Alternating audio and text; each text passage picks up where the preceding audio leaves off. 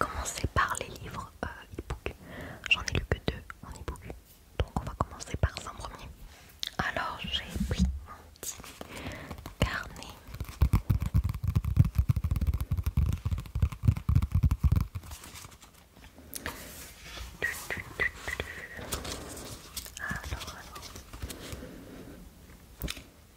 Premièrement, j'ai lu le tome 2, Un palais de colère et de brume de Sarah Gimas aux éditions La Martinière Jeunesse.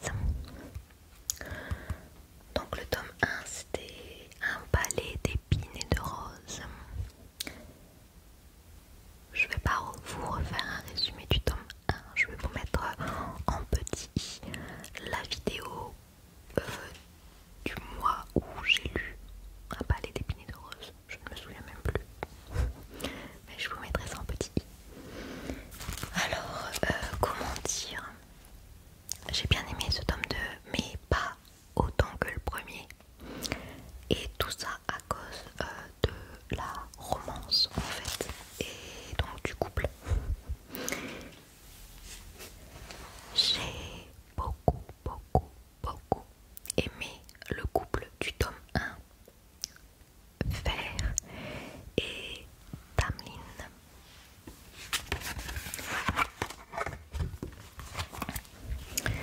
Tamlin, c'est un personnage qui m'avait énormément plu dans le tome 1 et dans le tome 2 il est complètement différent.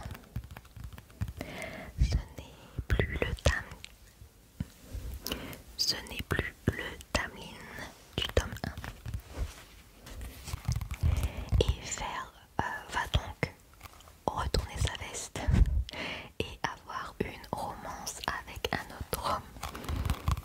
Bon, je spoil sans spoiler. Ce livre, ça fait 8 ans. 8 ans, je pense. Le tome 1, ça fait 8 ans qu'il est sorti. Alors, c'est plus du spoil, ok.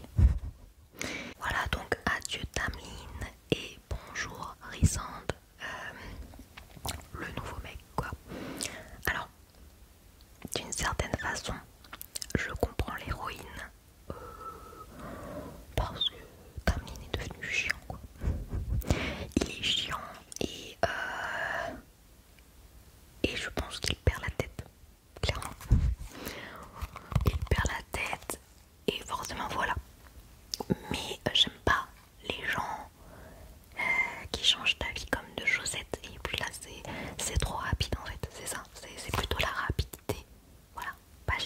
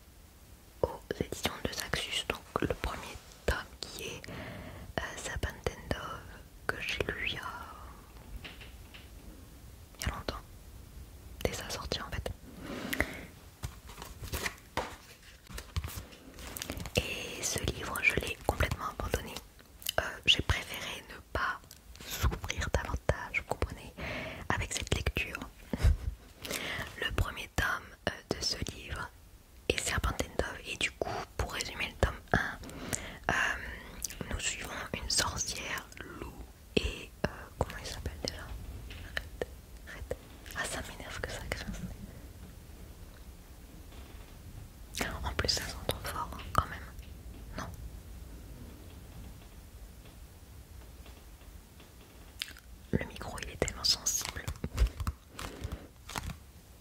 Vous allez croire que je suis dans une cabane en fait, mais pas du tout, hein. Mais en vrai, j'ai l'impression qu'avec le micro, le bruit est amplifié. Ouais, vachement. Bon, bref. Donc Red, qui est lui un chasseur de sorcières. Ce qu'il faut savoir sur les chasseurs de sorcières, c'est que ce sont des hommes croyants, des hommes d'église. Ils sont très très très religieux et leur but c'est de tuer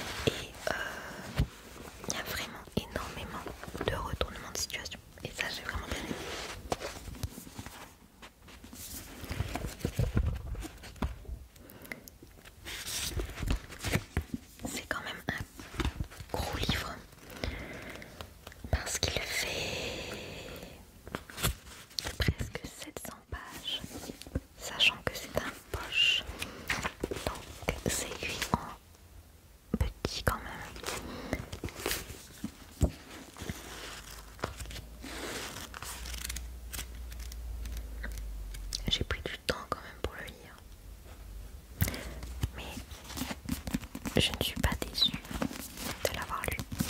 Ça fait super longtemps qu'il est dans ma pile à lire par contre. Voilà, je l'avais complètement oublié. Le livre il est sorti en quelle année? Parce que c'est pas un livre tout récent. 2012. Alors, je ne sais plus en quelle année je l'ai acheté, mais je crois que je l'ai acheté à peu près au même moment. Enfin, je sais pas. Je ne me souviens plus. Mais du coup, ça fait hyper longtemps que je l'ai dans ma pile à lire.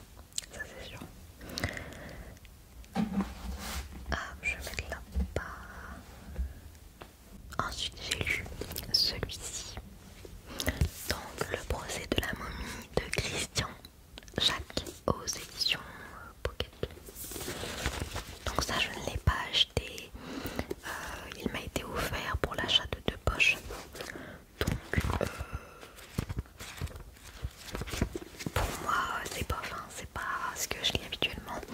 C'est un polar et je n'aime pas les polars. Par contre, le contexte historique du livre est très intéressant. Mais au niveau de l'enquête, c'est long. Du coup, j'ai abandonné en fait. On est avec un explorateur qui emporte avec lui une momie à Londres où il va organiser le démantelage de cette momie devant d'autres personnes qui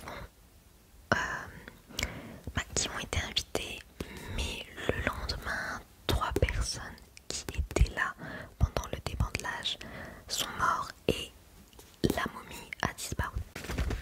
Donc voilà, c'est un polar et c'est pas... Voilà. Après là, si j'ai pas aimé, c'est pas grave puisque je ne l'ai pas acheté.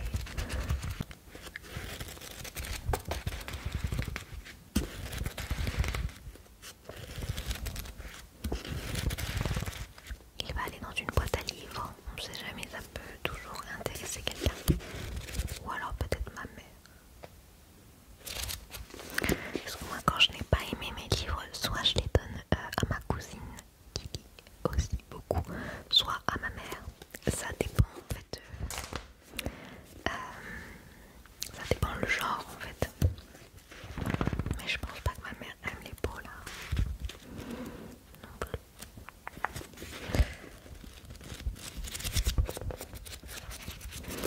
Bon, voilà pour ce livre.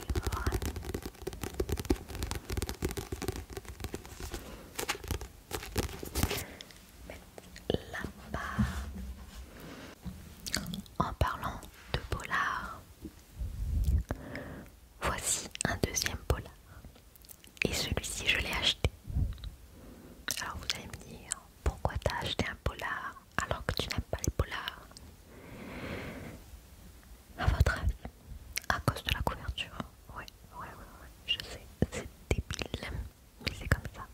Ah, et puis aussi, bon, c'est vrai que j'ai pas bien lu, enfin si j'ai lu le résumé, mais ensuite j'ai pas, alors c'est écrit en grand, hein, c'est écrit en grand là, premier polar, mais je l'ai pas vu, non, je l'ai pas vu, mes yeux l'ont pas vu, mes yeux ont vu, découvrez historique coréen, voilà, non mais, je vous assure, du coup je pensais que c'était un livre historique, mais pas vraiment polar en fait, que c'était plus historique que polar.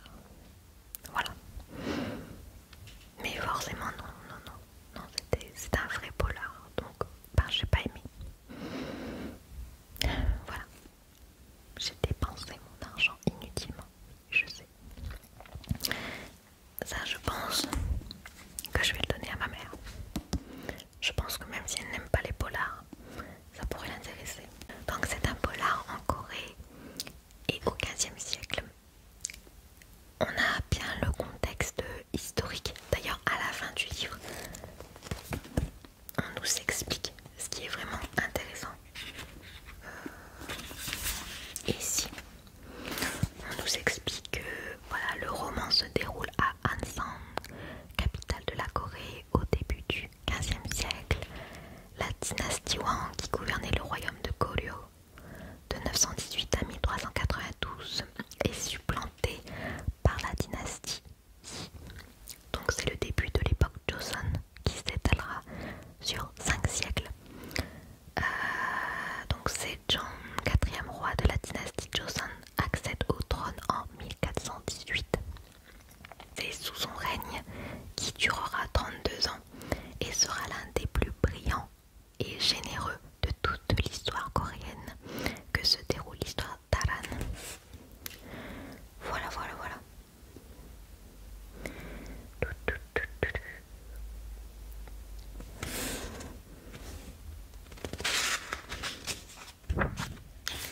Et on nous explique même que pour les autres pays, par exemple à la même époque, la Chine vit une renaissance culturelle et économique après l'ascension, l'accession au pouvoir de la dynastie Ming. Le Japon connaît une période d'instabilité, l'époque de Muromachi. Et en Europe, le Moyen-Âge se termine. En France, la guerre de 100 ans s'achèvera en 1453. En Italie, c'est déjà l'explosion artistique et culturelle de la Renaissance. En Espagne, la Reconquista n'est pas encore achevée. Voilà. Donc vraiment, on apprend des petites choses dans ce livre. Et il y a toujours aussi beaucoup de petites notes. Vous savez, où est-ce que j'ai vu ça? À la fin des pages, comme ça. Voilà. Donc il est très intéressant au final ce livre. D'ailleurs tous les passages sur le sujet de l'autopsie sont intéressants. Mais j'ai pas réussi à rentrer dans l'intrigue. Et il y a aussi tellement de personnages que je me rappelle pas qui est qui en fait. Donc voilà.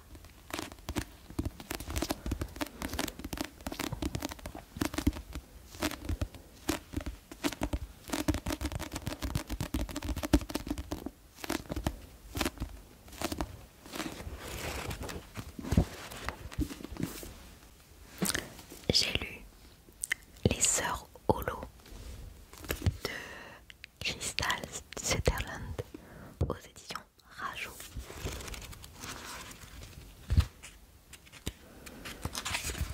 À chaque chapitre, il y a des petites illustrations comme ça.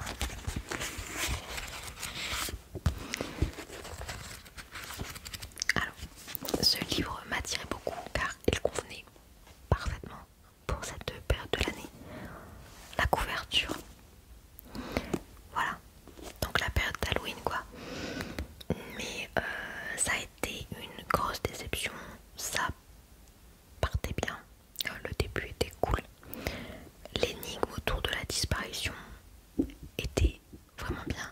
Et puis plus j'avance dans la lecture, plus je me rends compte que je m'attendais pas du tout à ça, que je m'attendais pas du tout à ce genre de scénario et que je m'étais imaginé autre chose.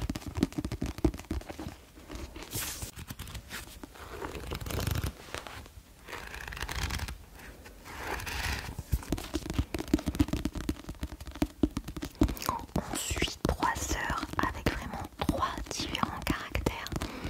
Quand elles étaient plus petites, elles ont disparu pendant un moment. Elles ont été kidnappées, mais un jour on les a retrouvées sans savoir ce qui s'est réellement passé.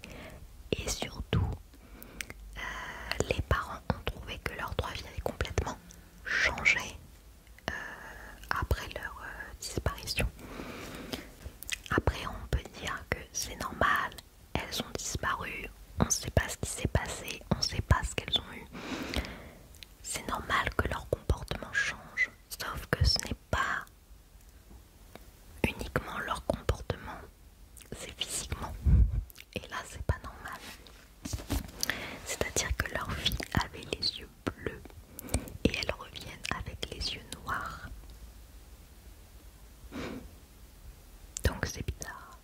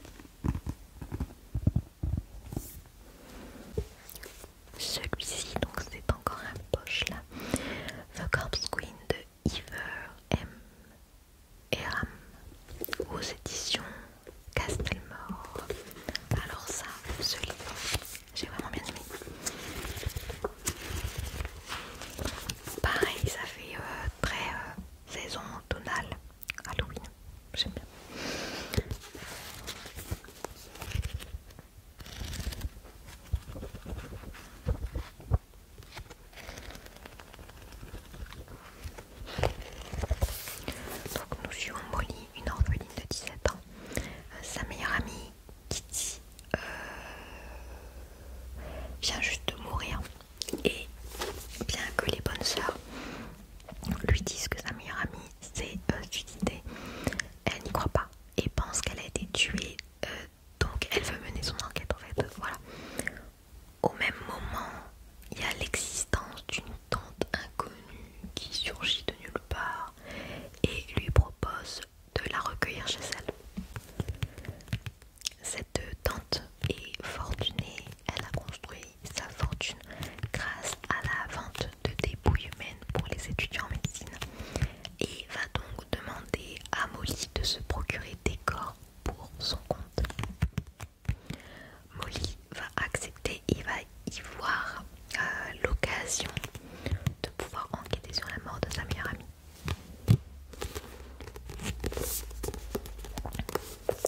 Donc ça pareil, il y a plein de rebondissements. La fin était géniale, je m'y attendais pas du tout.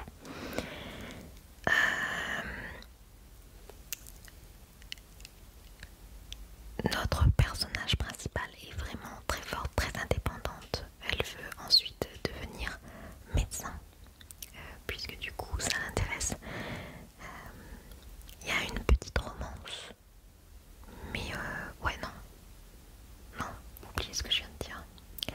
Parce que la romance elle est un petit peu, c'est un peu triste la romance. Enfin, c'est pas que c'est triste, c'est que voilà, elle veut être indépendante et on va dire qu'elle choisit plutôt ses études, sa carrière de médecine plutôt que l'amour quoi. Mais c'est vraiment un livre très très bien fait, très intriguant. Il m'a beaucoup plu.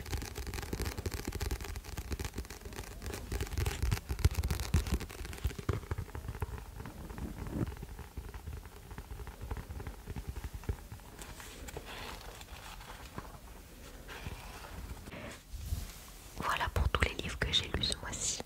On va maintenant passer au book haul. Cette vidéo va être très longue, je suis désolée. Alors, je vais commencer par celui-ci. Immortality de Sana Schwartz. Aux éditions Albin Michel. Alors ça c'est un tome 2. Le premier tome c'était Anatomie.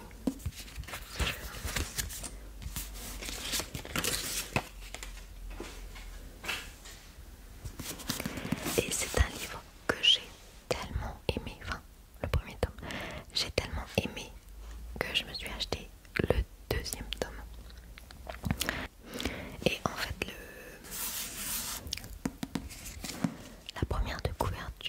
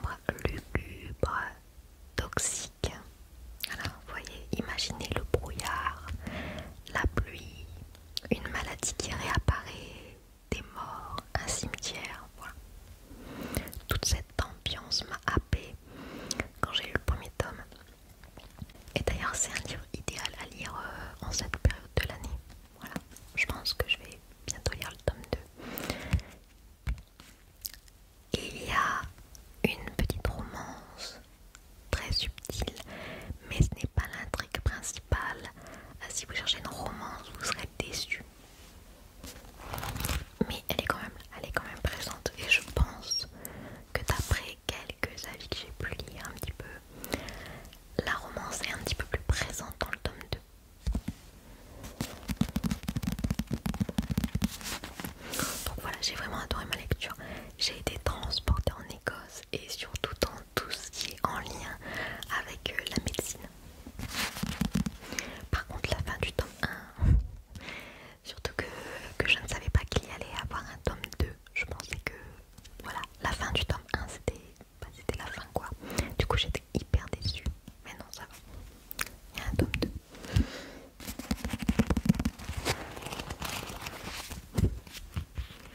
Il fait combien de pages celui-ci?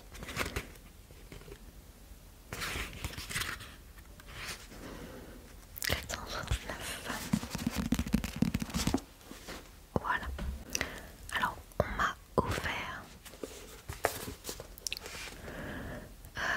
donc ça c'est ma mère qui m'a offert ça, le fantôme d'Evermore Castle, édition Monarque. Alors je sais pas, de Camille Noël. Je ne sais pas si c'est un livre comment on dit déjà, un livre auto-édité, je sais pas. En tout cas la couverture est très jolie.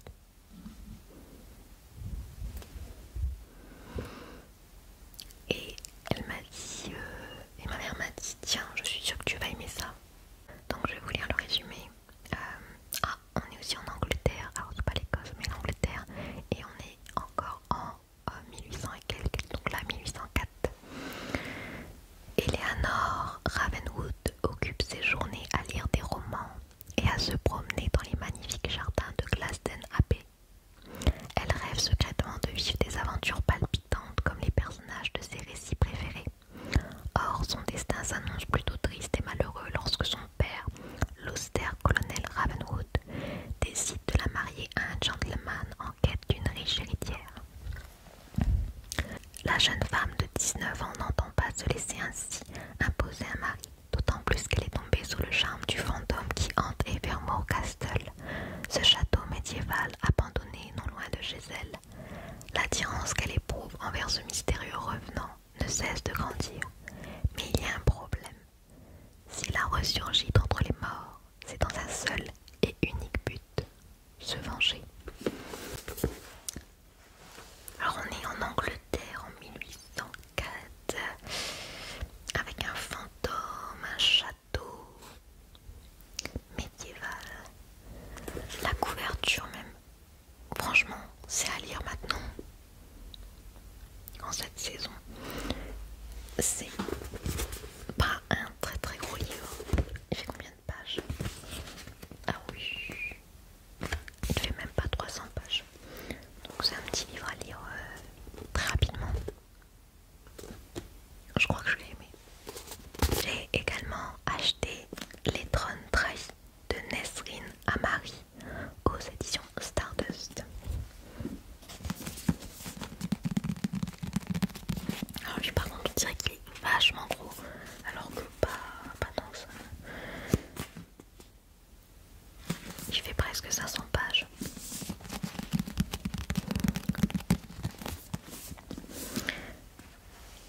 Celui-ci me tentait beaucoup à cause de la petite phrase là.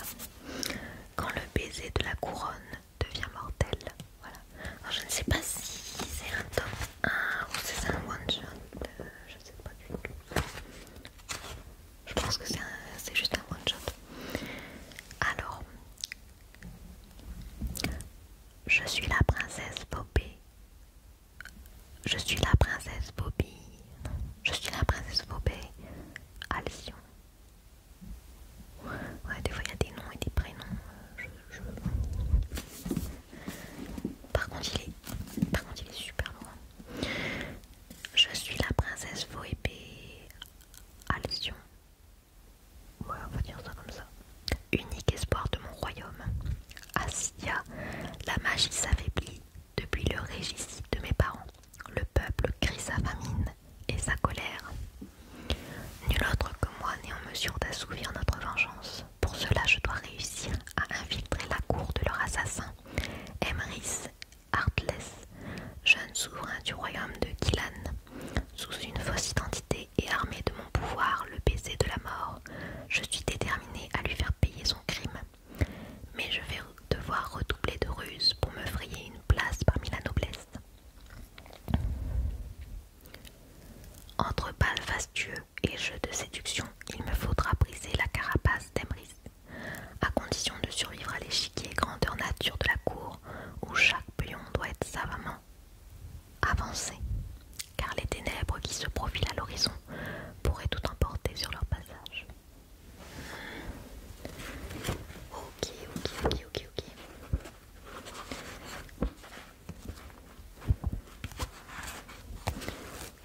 Ouais, il est lourd.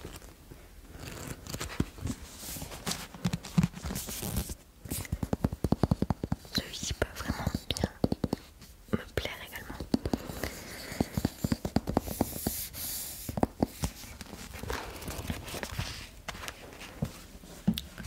Et pour terminer, on va faire les 4 livres, donc les 4 collectors que j'ai achetés.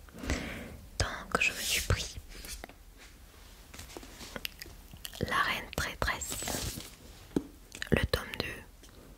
J'ai le tome 1 dans ma pile à lire qui est Le Pont des Tempêtes, que je n'ai toujours pas lu. Voilà, ne m'en voulez pas. J'ai dit que je n'achèterais plus si le tome 1 ne me plaisait pas. Bon, c'est pas grave. Après, si je n'aime pas, ben, ça fera objet de déco dans ma bibliothèque. Voilà, ne me jetez pas la pierre s'il vous plaît. Non mais je pense que je vais aimer, je pense. En même temps, chaque fois que j'achète un niveau, je pense que je vais aimer. C'est logique. Mais non, j'ai vu des avis. Franchement, ouais, je vais essayer de le lire pour le mois de novembre. Voilà. Donc, j'ai acheté le tome 2 en collector, forcément, puisque j'ai acheté le tome 1 en collector. Alors, beaucoup de gens se sont plaints en disant qu'il n'était pas beau. Bon, c'est vrai que le tome 1 il est beaucoup plus joli que le tome 2. Mais voilà, qui suis-je?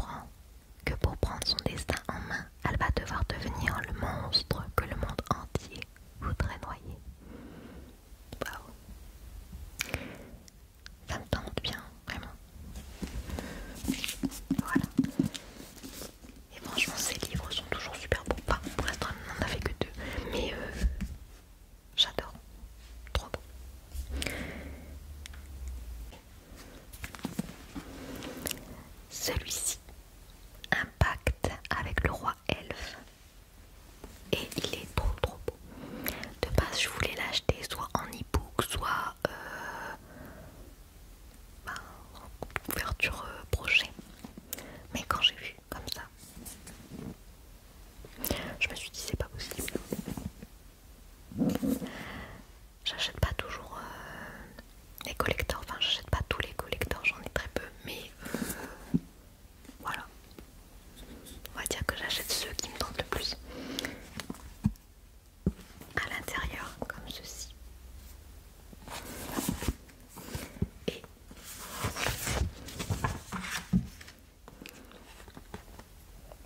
je sais que j'ai une abonnée qui a lu ce livre et qui a dit que c'était bien mais sans plus. Enfin, c'est une histoire sans prise de tête quoi. Voilà. Et à l'intérieur il y a des calques comme ça. Alors je ne sais plus du tout comment on appelle ça. Mais c'est super joli.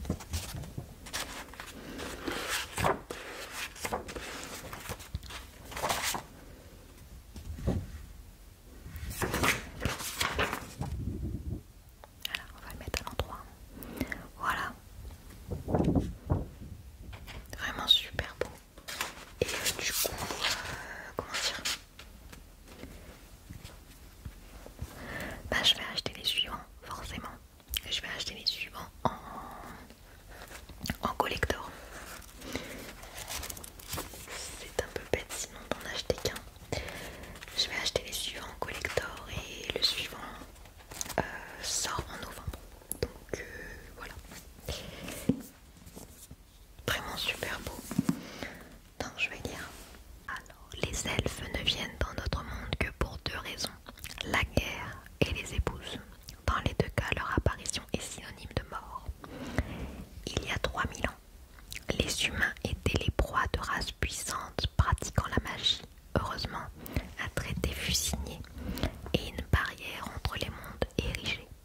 En échange, les habitants humains du village de Capton sont forcés de fournir tous les 100 ans une jeune fille afin qu'elle devienne l'épouse du roi elfe. Être choisi revient à quitter son peuple et sa famille pour toujours. Une condamnation à laquelle Luella est heureuse d'avoir échappé. Elle a pu ainsi suivre des études d'herboristerie pour devenir la guérisseuse du village. Jusqu'au jour où le roi des elfes vient pour elle. La voici désormais forcée d'épouser un roi froid à la beauté surnaturelle et de vivre au cœur d'un pays plein de magie, mais qui se meurt. Car Luella va vite découvrir que pèse sur ses épaules un lourd fardeau. Elle seule peut sauver à la fois ce monde et celui dont elle vient, et où elle a laissé les siens. J'ai acheté le tome 2, le grand maître de la cultivation démoniaque. Alors je l'ai pris également en collector puisque j'ai le tome 1 en collector. Je n'ai pas lu le tome 1, mais par contre là je connais un peu l'histoire puisque il y a un drama chinois qui est sorti, donc je connais l'histoire, je sais que j'aime bien, voilà. Et c'est pourquoi j'ai acheté en livre. Donc le grand maître de la cultivation démoniaque de Moxian Tangxiu aux éditions Bookmark. Donc le livre est comme ça et du brochet. Voilà. Super joli. Et là derrière, voilà. Et on a comme le premier tome des petites illustrations en couleur à la fin. Bon, je ne veux pas tout montrer pour pas que ça spoil, mais voilà. Et pareil, comme le premier tome, il y a des illustrations. Voilà, en noir et blanc dans le livre comme ça. Le tome 1, alors je vais le prendre, voilà. C'est celui-ci.